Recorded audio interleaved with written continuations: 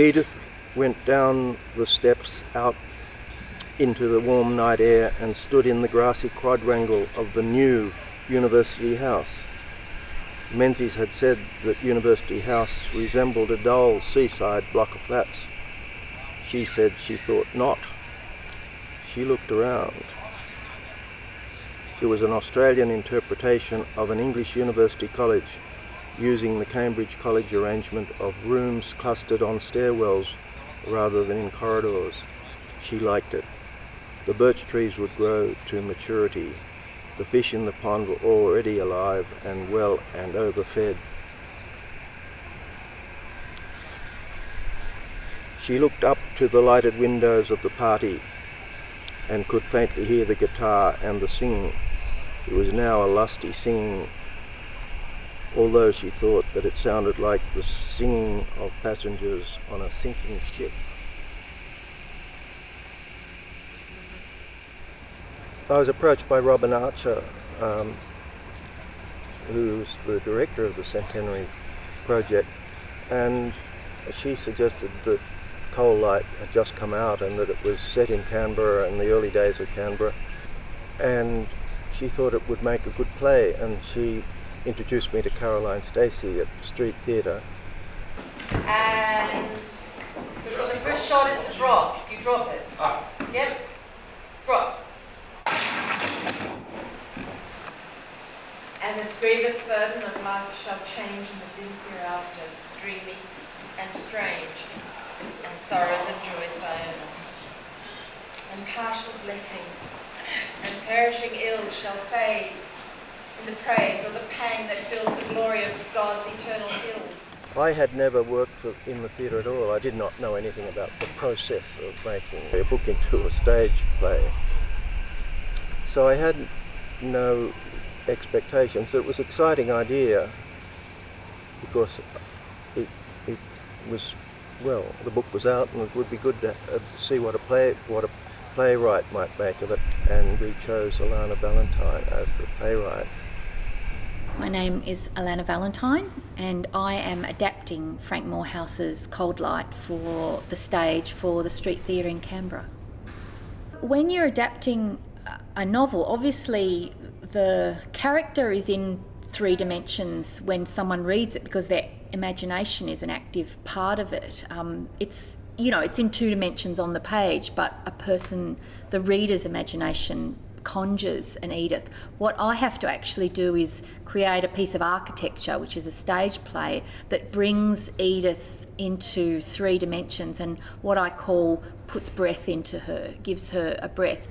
I'd listened to quite a few interviews with Frank, and through that process I started to realise that Edith Campbell Berry was this icon of Australian literature. I had known that, but I thought it was an advantage that I didn't know a lot about her and I wasn't part of the sort of reverie, because obviously my job is to love it enough to be able to reproduce it, but not to the point where I have to have all 700 pages in there.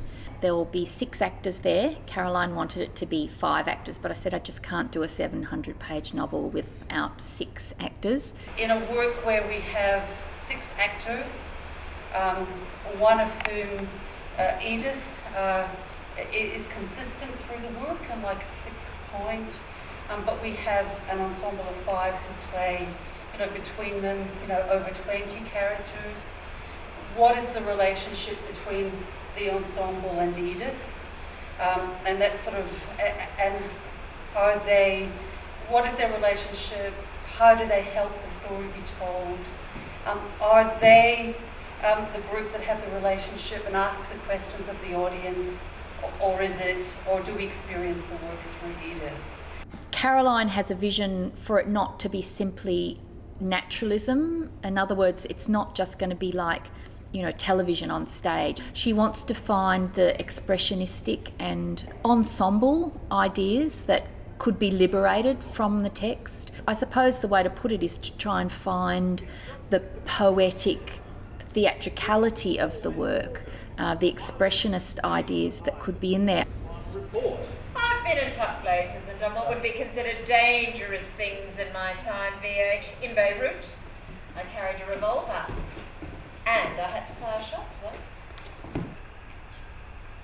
the next sort of step and a way of exploring the connection between, that visual landscape and the textual landscape.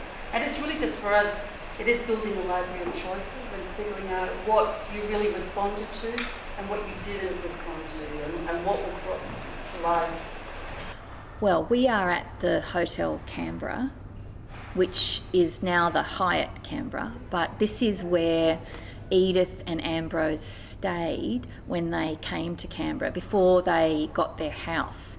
And this is the foyer where Edith meets her brother Fred, who is going to have such an important role in Cold Light, her communist brother Fred. I'm your brother. Yes.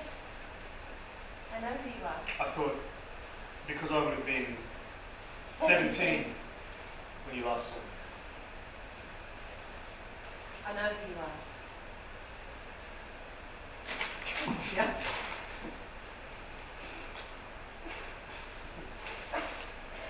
Do you have a handkerchief? It's perfectly clean. Thanks for the assurance.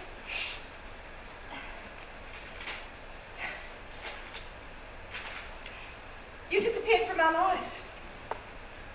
Really, this is our version. This is the street theatre, Caroline, Stacey and my version of Edith. Obviously it's Frank's version as well, but it's a